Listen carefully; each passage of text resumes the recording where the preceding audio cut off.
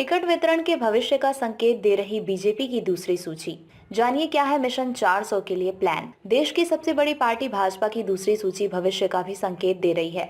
यानी ऐसे उम्मीदवारों पर पार्टी कोई दांव नहीं लगाएगी जिसने 2 कार्यकाल के बावजूद खुद के लिए नया वोट वर्ग तैयार नहीं किया।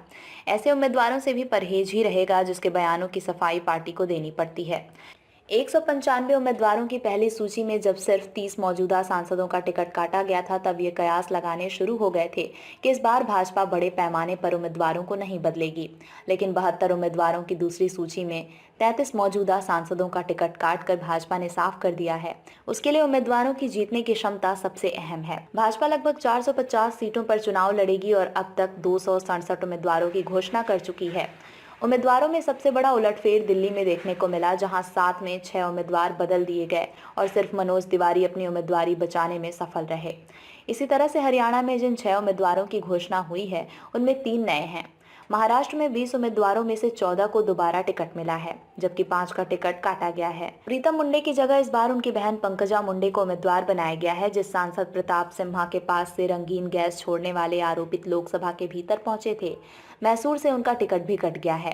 प्रधानमंत्री नरेंद्र मोदी 15 अगस्त के लाल किले से अपने भाषण से खुद को 140 करोड़ देशवासियों के परिवार के सदस्य के रूप में पेश करते रहे हैं, इसलिए कटा टिकट। भाजपा ने इस बार टिकट बंटवारे में अनावश्यक बयानबाजी करने वाले और दूसरे समुदाय के खिलाफ अनर्गल बातें बोलने वालों को टिकट देने से परहेज किया है।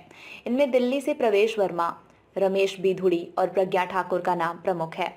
मध्य प्रदेश की राजधानी भोपाल से सांसद प्रज्ञा ठाकुर ने लोकसभा के भीतर महात्मा गांधी के बारे में आपत्तिजनक बातें कही थीं, तो रमेश बिधूड़ी ने बसपा सांसद दानिश अली के लिए अपशब्दों का इस्तेमाल किया था।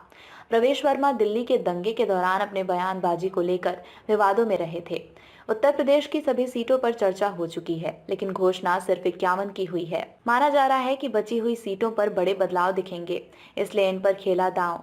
मध्य प्रदेश, राजस्थान और छत्तीसगढ़ में बहुत सारे सांसदों के विधानसभा का चुनाव लड़ने के कारण स्वाभाविक रूप से उनकी जगह नए चेहरों को उतारा गया, तो तेलंगाना में दूसरी पार्टी से आने वालों को ज्यादा तरजीह मिली।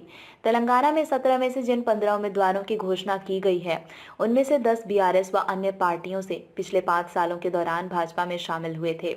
भाजपा के मूल कैडर में इसको लेकर भले ही थोड़ी नाराजगी दिख रही हो, लेकिन जीत की संभावना को देखते हुए भाजपा ने इन पर दांव खेलना उचित समझा।